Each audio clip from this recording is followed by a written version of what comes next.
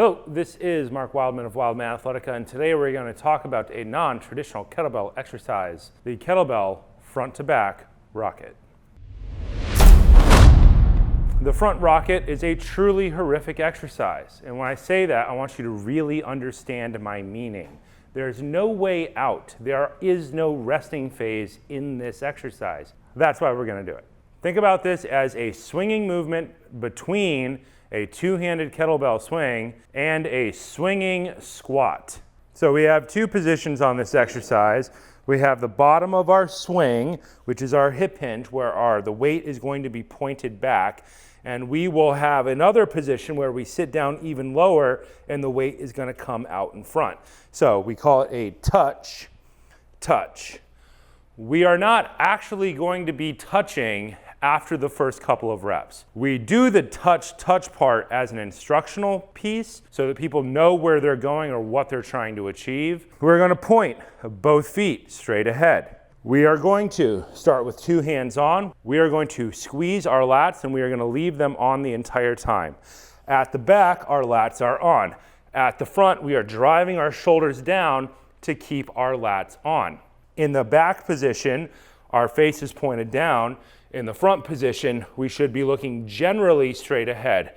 Though we don't want to look with our head, we want to look with our eyes so we can maintain crown to coccyx alignment the entire time. Two hands on, fire the lats. Think about the touch in the back. Think about the touch in the front. Touch in the back, touch in the front. You'll notice when we get to that front position, we're going to be in the bottom of a squat position essentially.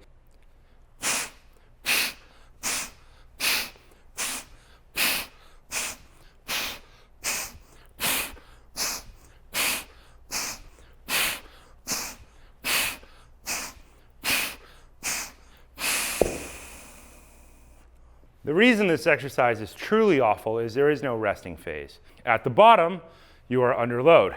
In the front, you are still under load.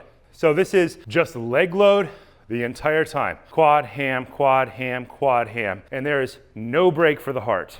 In the gym, people will do exercises like 3/4 squats, where they do a squat and they don't stand all the way up at the top because they're trying to stay under load, which is a bodybuilder adaptation to many types of exercise where they do partial reps to try and maximize the load on the muscle. Think about this as being a functional version of that. This is just leg force absorption and redirection over and over and over and over and over again. The way that you load the weight causes you to maintain good crown to coccyx alignment, so it will force your core to fire to support your hips in a really different and unique way. So there should be a very strong training adaptation to this exercise. This is very much a higher level exercise, above our general physical preparedness, more into an activity specific preparedness category of exercise. You can use it any way you want, but that's where I put it. Now, this is an exercise which you can use to plug into something like box jumps if you have bad feet or turnout or your feet are unequal or bad knees in some way. We're taking the shock load out of it because there's no landing. Our feet are connected to the ground the entire time, so we have a very predictable thing that's happening with our legs,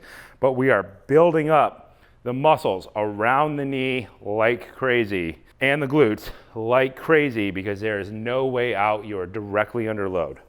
Hip hinge at the back. As the weight comes out in front, you lean back away from the weight. And when I have a weight in my hand, you will notice I will lean back further. The heavier the weight gets, the further you can lean back against it.